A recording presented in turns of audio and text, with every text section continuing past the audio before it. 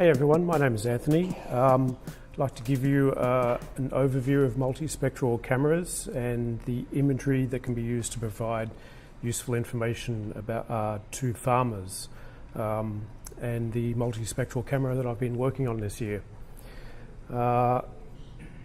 Little background on me, studied at UTS in Sydney in electrical engineering.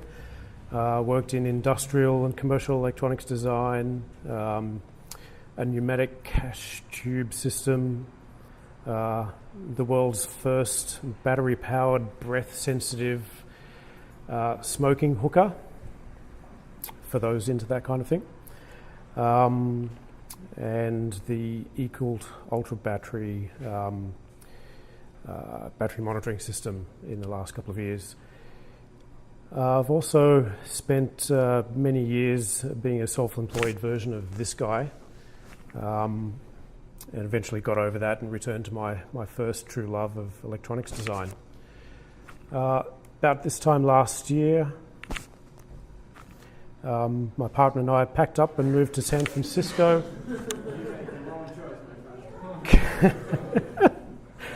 Because, you know, that's just what Australians do. We spread like a virus, you know.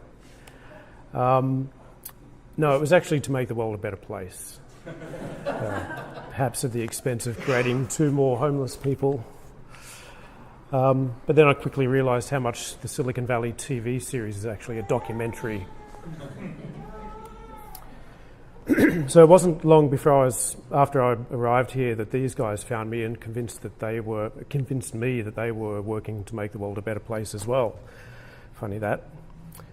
They combine their own aerial imagery with satellite imagery. They calibrate it with actual plant tissue samples and churn it through an amazing image processing pipeline to provide analytics that lets farmers see and understand what kind of problems they have in their field, hopefully in a timely manner that they can actually do something about it. My first day on the job, I thought I'd better make a good impression and bring some Arnott's Tim Tams. Although you guys over here call them cookies, but you know, whatever. So I was sold on this job to make some improvements to the system that they developed last year, which consists of 2 DSLR cameras inside the pod, the control system, which hooks up to an iPad. The iPad runs an application that the pilot navigates the plane with, and a battery box that powers it all. So I thought, yep, no sweat, that's easy enough. They plan to scale up their deployment this year and wanted something a bit less hacky, a bit more robust, fix some of the issues they encountered last year, and then prepare 50 of these systems for a mid-March deployment. So this was mid-January. I thought that timeline was a little bit optimistic because there was heaps of work to do, a lot of designs to update, a huge bill of materials to order for all of this stuff. But at the time I was suffering a huge dose of imposter syndrome, so I didn't really say much. And then on my 3rd day in this job, the CTO put this camera down on my desk and said, oh, by the way, we'd also like to use this camera in our imaging pod this year. In fact, 3 of them in one pod and the DSLR camera. But we're not sure if it'll all fit. We might need to move things around. Could you look into that? Suffice to say, there was somewhat of a binary flip of emotions going on at the thought of trying to do something completely different to what I thought I was hired to do, as well as what I was hired to do. So this camera is an open source camera from Lapidus, who are based in Austria, not Australia. It's a cinema camera, high frame rate. It's a design that's everything, including the kitchen sink. It's intended for cinema recording enthusiasts. An advisor to the business recommended that this would be a good way forward to sort of get a head start on the project. And so that was kind of the path that had been laid down before I started with the business. Before I dive into any more of that stuff, I'll do my best with what little I know about multispectral imaging and try and give you some idea of what that's about. So everyone should be familiar with the visible spectrum. We see this tiny little bit of it. We see nothing else. We see no ultraviolet and infrared. But just to keep the numbers in mind, blue is from about 500 and below, green is 500 to 570, and red is up at 620 to over 700 nanometers. So our human eyes have evolved with these three cone types that are sensitive to red, green and blue, and they're very broadly sensitive. There's a lot of overlap there.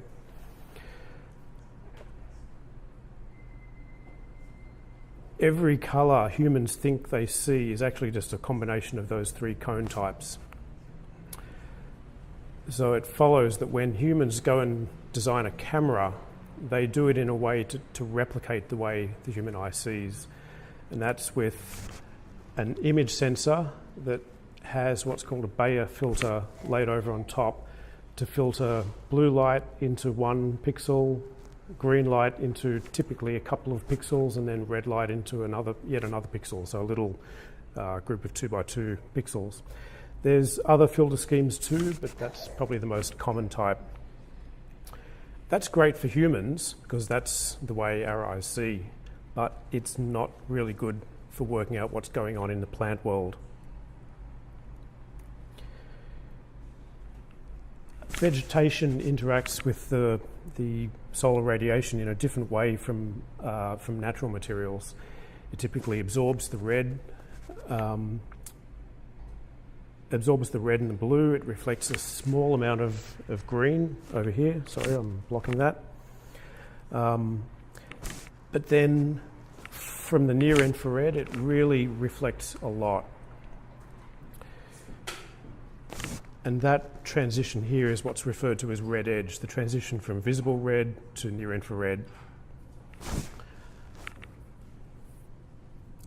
Plants actually tell us a lot about their health based on what parts of the spectrum they reflect. So you get a different reflection in the blue, you get a bit more in the green, it drops back down again in the red, and here in the red edge it goes right up. But what's really important is the switch in response for a healthy plant versus a stressed plant. And that switch happens over there just at red edge. And so that's like one of the signatures that you look for to work out when a plant is in distress of some kind. So what's the difference between a normal camera and one that's been converted to do multispectral work and a proper multispectral camera? It comes back to that Bayer filter. So a converted multispectral camera basically takes out the red, it leaves the blue and the green, and it also removes what's often added to this, and that's a infrared filter on typical cameras as well. So you do get some responsiveness to near infrared. The problem with the Bayer filter as far as multispectral is concerned is that it too has those broad responses that overlap a lot.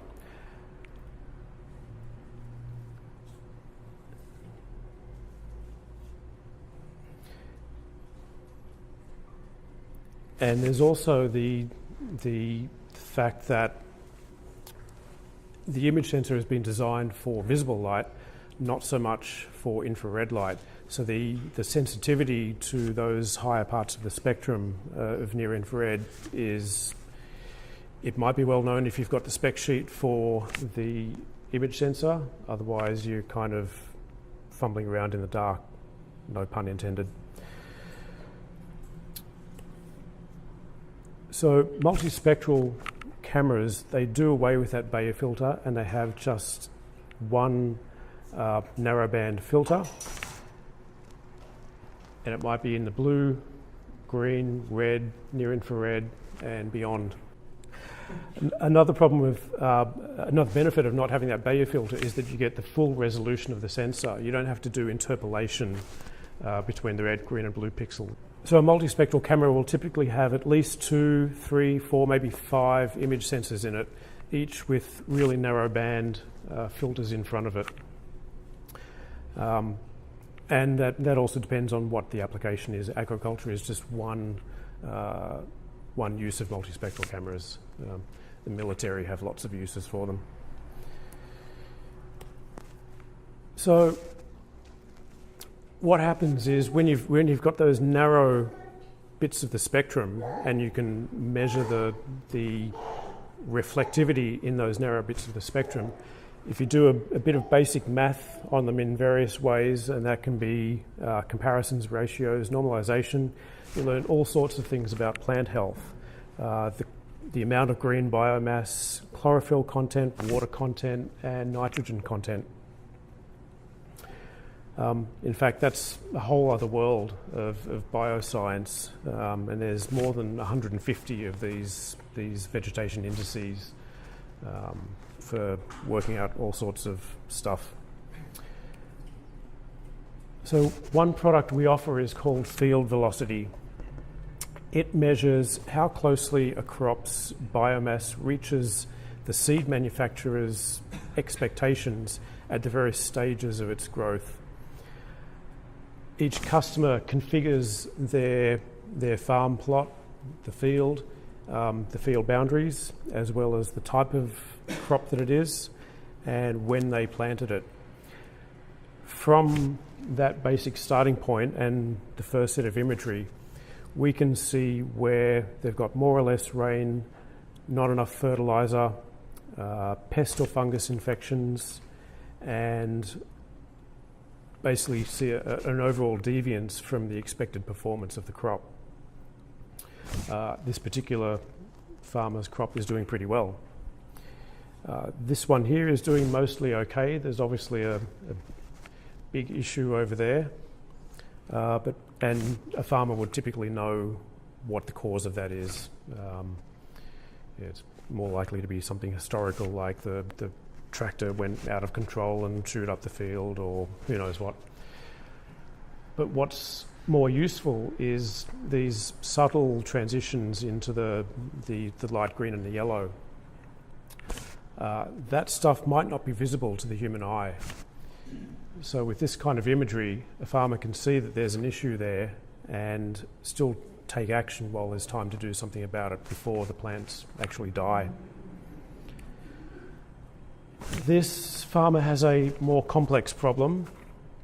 It's also a field where the farmer worked with us to have tissue plant samples taken at several locations throughout the field, and they get sent to the lab for analysis. They come back to us, and that's what allows us to do calibration of what we see from above to what's actually happening in the field. This summary crop map, so we do machine vision algorithms that identify areas and provide little bubbles of saying, hey, you've got an issue with water here, or pest infestation over there. So the farmer's then got GPS coordinates of where that is and can go and investigate. In cases where we can't identify what a problem is, we invite the farmer to feed that information back to us if and when they work out what the cause is themselves. So there's for at least some of our clients, there's a feedback loop there to keep learning more about correlating what we see in multi-spectrum imagery with what's actually happening on the ground. So this is a zoomed in section of that same field over in the mid right hand side in human visible.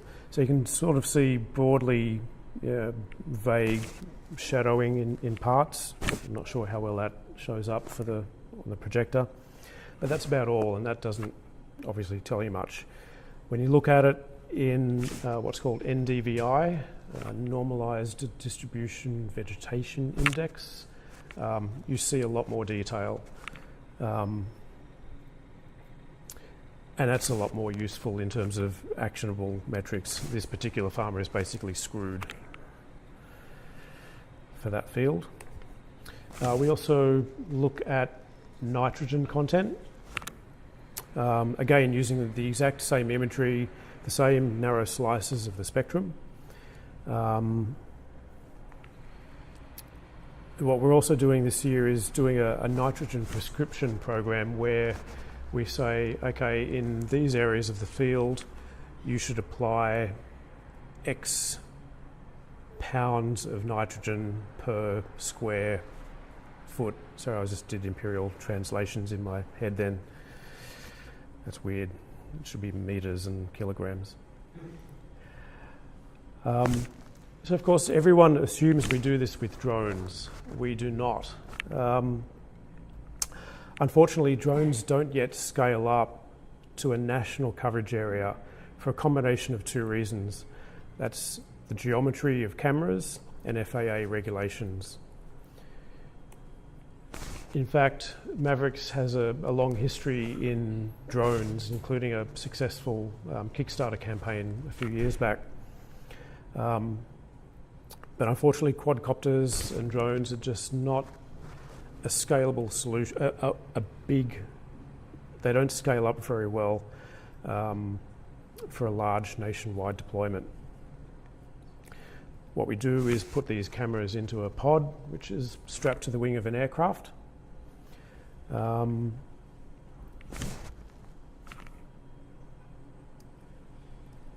And the pilot navigates the plane with our iPad app to ensure that the whole field is covered.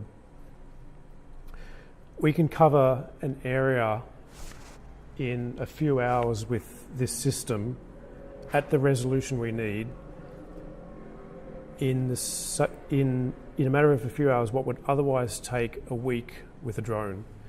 So unfortunately,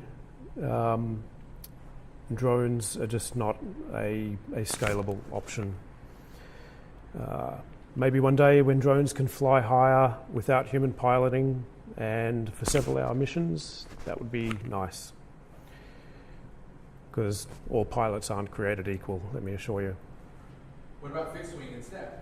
Fixed wing drones? You've still got the FAA regulations of it's got to be piloted, line of sight, height restrictions, and that's where the camera geometry comes in.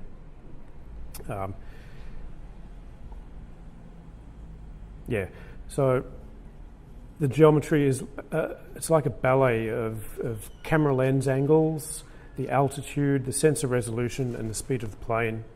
So when you've got FAA regulations that limit how high you can fly, and also having to do it with a human pilot, that really shifts the equation of what's most efficient. Maybe one day, yeah. Do you need a certain time of day or a certain kind of sunlight to shoot those pictures? Yeah, ideally 10 a.m. to 2 p.m. The sun angle does have a really significant impact, basically because of the geometry of reflections and it also depends on the type of plant. The direction that the leaves typically fall. Some cope with that with imaging times outside that range, some don't.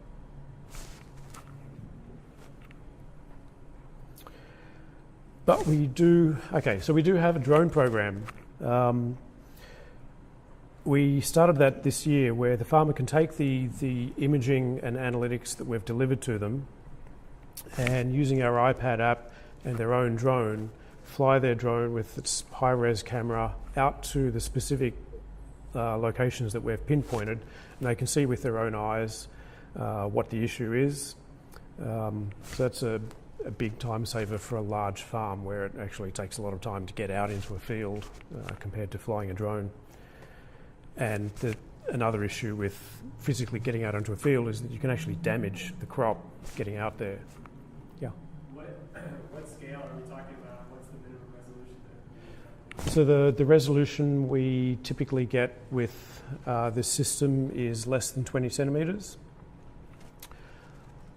There's another system we have that's based on dual DSLR, 50 megapixel Canon 5DS, which gets us almost 1 centimetre. That system we use for corn stand count or corn stalk counting, so that farmers can know exactly how many heads of corn are in their field, and then at the other end of the season they can say, yeah, I've got X number of heads of corn. That's where we need that really high resolution. For the multispectral, around 15 to 20 is good enough. And what area is that, say, for example? I have no idea actually. We do plots of hundreds of acres at a time that might have half a dozen farms, and it gets so the imagery gets all stitched together and then sliced up to the different clients. So back to the hardware. We decided to run with this open source camera.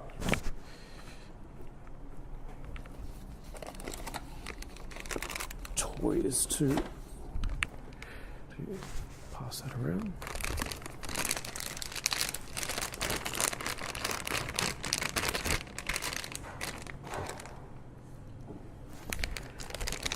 Yeah, we decided to run with this camera from the Lapidus open source project with 3 of them in a pod and a 50 megapixel Canon DSLR. Each camera has the narrow band filter in front of it at the different spots of interest, as well as the RGB. The RGB is used for the purpose of stitching all of these individual shots together, but ultimately it's just for the human consumer of our imagery to actually see high resolution. We don't actually need it. I saw on that chart earlier there were 5 bands. There's RGB, so you were in infrared? RGB, red edge, and near infrared. Yep.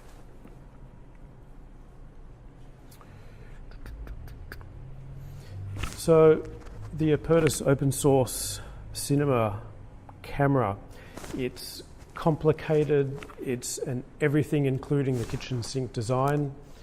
It's hard, you'll see it when it comes around.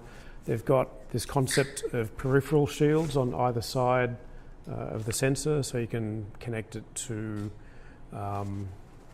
like telecine for external triggering, all sorts of things, and they also support multiple HDMI outputs, none of which we actually needed, but it did give us a big head start, and we're trying to contribute back to that project wherever we can. And in fact, on the other side of that PCB is a pair of CPLDs, which we've got some code for that we hope to hand over to them soon.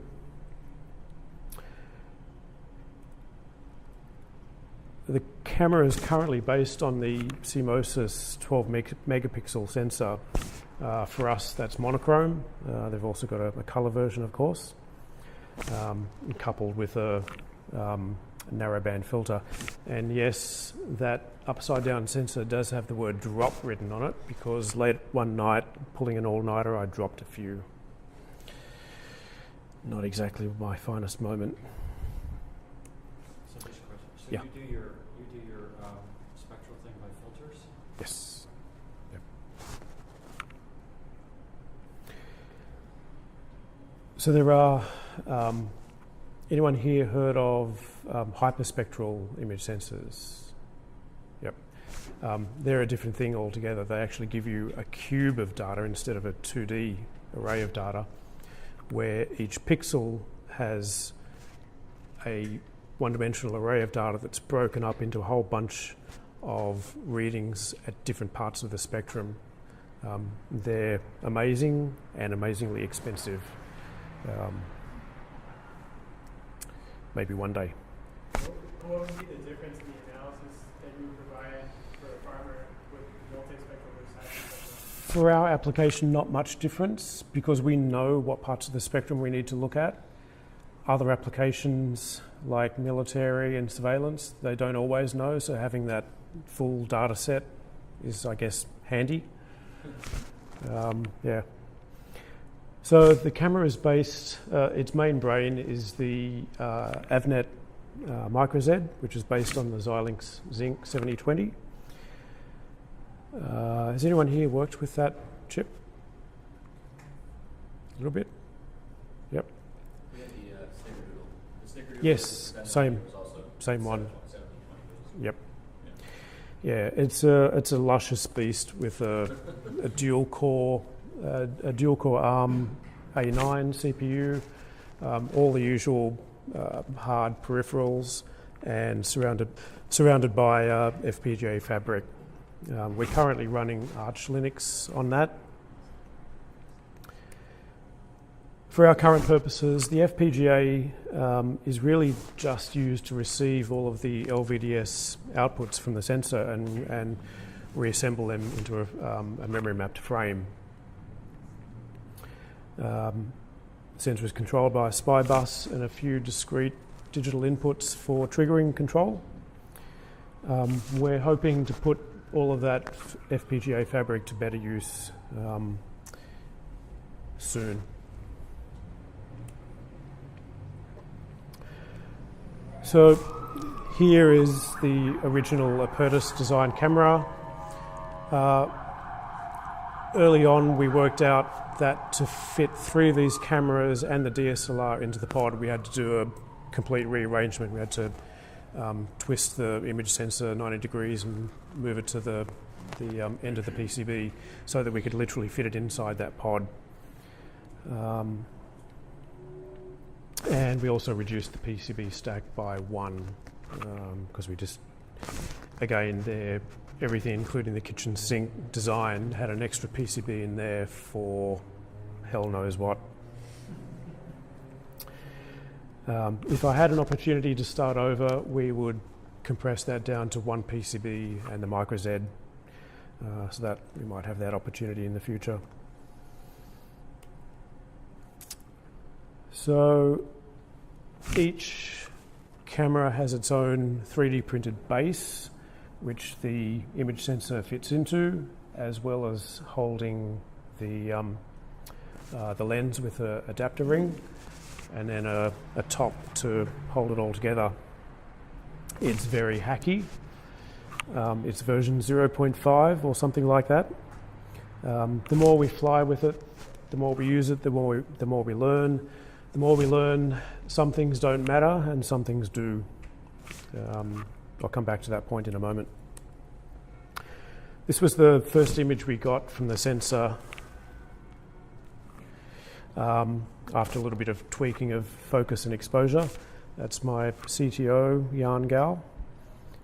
The blurriness was actually because the raw file that the camera delivers us, we weren't converting it to a displayable format correctly at first. Then I had to make 170 of them. We used a local PCB fabricator and assembly house who were very helpful in understanding the mixed design heritage of the project. Part of the process of making a camera is calibration. Image sensors don't provide a linear response to light. Each pixel in the array may not have, sorry, I don't have a picture of the sensor there. Each pixel in the array may not have the same sensitivity all the way across the sensor. And when you expose it to no light, you don't get a 0 output. You get always some kind of noise. Sometimes that's because of quantum physics, and sometimes that, or part of that, is just the analog and the analog to digital converter in the image sensor. And yeah, that process of calibration can be iterative and possibly even never ending. These cards are just a standard grayscale card so that we can calibrate the linearity of the sensor on a per pixel basis.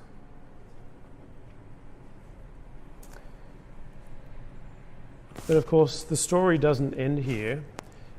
So we've got these 3 cameras and the DSLR, and you can chuck them in a box, but how do you control them and where do you save the imagery to? So we chose this little single board computer from Odroid called the XU4. Again, running Arch Linux because the guy who wrote the software likes it. And each of the 3 cameras interfaces to the Odroid through gigabit Ethernet. It also interfaces to the RS485 bus that comes in from the cockpit control system. And we save imagery to a USB 3 connected SD card at the fastest SD card money can buy. At the time we made this choice of the XU4, it was easily the cheapest single board computer that had both gigabit Ethernet and USB 3. That might have changed in the last 6 months. But of course, you've also got to power these cameras and the Odroid, and you've got to interface to the RS485 that's coming in from the cockpit. And the Odroid is at 1.8 volt logic, so you've got to translate that. You've got to drive fans. And there's also a bunch of spare GPIOs and serial ports on the Odroid that we wanted to present in case we needed them. So this PCB has ridiculously expensive DC to DC converters that are twice overspec'd from what we actually needed.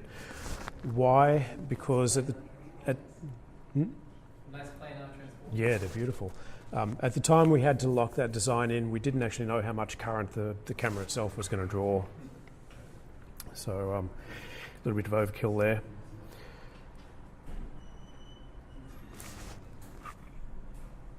And of course we have to link those 3 cameras to the Odroid with gigabit Ethernet.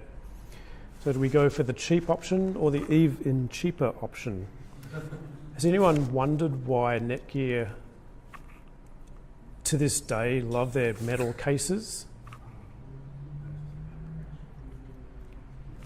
So that's the cheap option, that's the even cheaper option.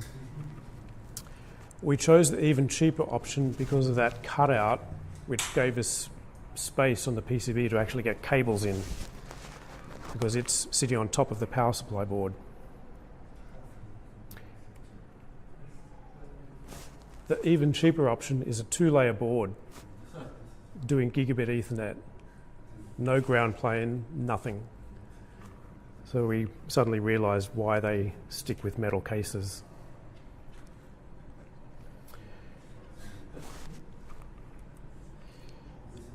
So that is the final beast. 3 of those cameras that are dropped into another 3D printed base that bolts to the plexiglass window at the bottom of the pod. Here you can see the PCB stack with the Ethernet hub here and the Odroid behind it.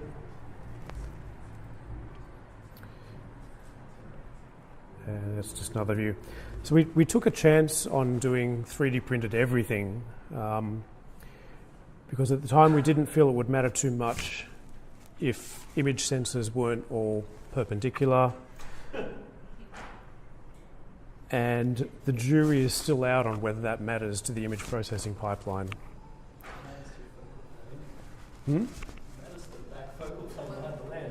Yes, that too. I mean, the tilt shift effect is really good. Straight to Instagram. And some people have said this looks more like a loudspeaker with tweeters. So yes, very hacky solution. I'm not sure if hackiness is a criteria for judging annual bonuses. Hope so. So that's with all of its dangly cable glory. and with the card reader, which actually mounts on top of the DSLR. So that's the whole thing inside the pod, and James might recognise some of his handiwork back there with the Mushi meter. I love my Mushi meter. It's a brilliant little gadget.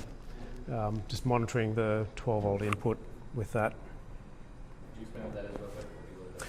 Mushi meter is a headless multimeter using your smartphone as the front end. So it's got 2-channel input for volts, amps or ohms, Bluetooth connected back to your phone, and you can graph all of that, and it's just delicious. You can tell I'm a fan.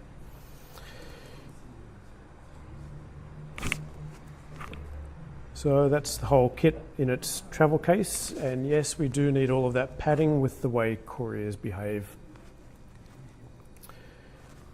This is a shot of the full system laid out on a table out at New Richmond, Wisconsin last month, where I spent a week tracking down some software issues. I'm not a software person.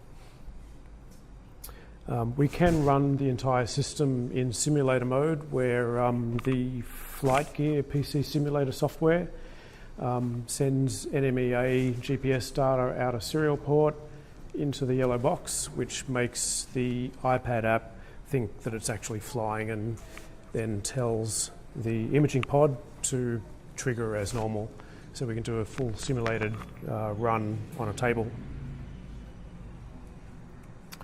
I also got to fly. Here I'm just connected into the pod through Ethernet and looking at Linuxy stuff. The iPad app lets the pilot navigate across the field, make sure that we get 100% coverage. It does just zigzags backwards and forwards.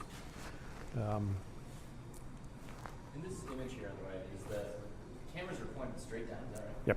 Okay. Yep. That's banking quite severely. But why is it mounted then? It's good. Just for aerodynamics? Why Yep. is the case right? Yeah. Yeah.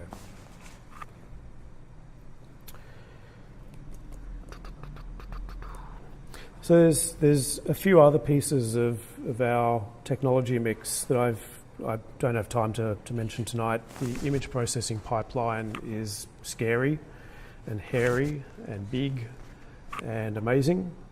We also have a flight operations control system where it takes customer orders, schedules flights with pilots based on their availability, based on weather, sequences them on the travelling salesman algorithm to minimise flying distance. It's quite a complex beast, all of the stuff up in the cloud. So we also have a national network of these little boxes. We call them upload boxes, where we plug the SD cards in, and that uploads them to our image processing pipeline, either through wired Ethernet, Wi-Fi, or cellular modem. What's next? We're iterating on this design. We're learning things with each flight. We have a long wish list of things we want to do. High resolution image sensors, moving the image storage into the yellow box instead of having to take the lid off the pod, controlling the DSLR from the same Odroid single board computer, incorporating the upload box into the yellow box, moving some of the image processing pipeline into the camera, and doing some of the stitching in there. So we've got, lots we want to get done. And I need someone to help me out with that. We have a position open for an embedded software developer. So if you or someone you know knows someone with C, C++,